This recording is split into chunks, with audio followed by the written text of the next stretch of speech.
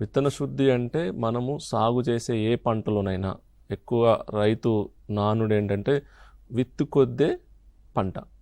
అంటే విత్తనం ఎంత నాణ్యమైన విత్తనాన్ని వాడి ఎంత మంచి పంటని దిగుబడి తీసుకునే అవకాశం ఉంటుంది కనుక మన పరిభాషలో కూడా చెప్తుంటారు విత్తు కొద్ది పంట. కాబట్టి ఈ వివిధ పంటల్లో రైతు సోదరులు సాగు చేసే వివిధ పంటల్లో మనం విత్తన శుద్ధి చేపట్టాల్సిన అవసరం ఎంతైనా ఉంది.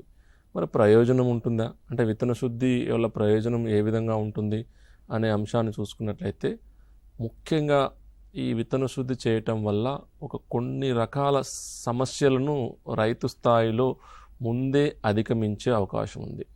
మొట్టమొదటి ఏ పంటలో రైతు సాగు చేసినప్పుడు ఏంటంటే మొలక శాతం అంటాము. అంటే పంట వేసిన తర్వాత ఆ విత్తనాలు మొలకెత్తి మంచి పంట అనేది రావాలి, అంటే మొక్కలు మంచిగా ఎదగాలి అంట.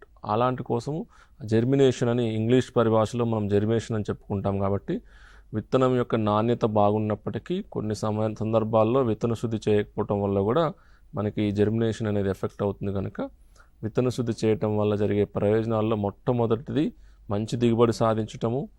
నాణ్యమైన విత్తనాన్ని వాడుకొని మనం విత్తన శుద్ధి చేసుకున్నట్లయితే మొలక శాతము గణనీయంగా పెరిగే అవకాశం ఉంది. అలాగే మరొక ప్రధానమైన అంశం ఏంటంటే విత్తన శుద్ధి చేయటం వల్ల రైతులకు ఈ భూమిలో కొన్ని రకాల శిలీంధ్రాలు ఉంటాయి.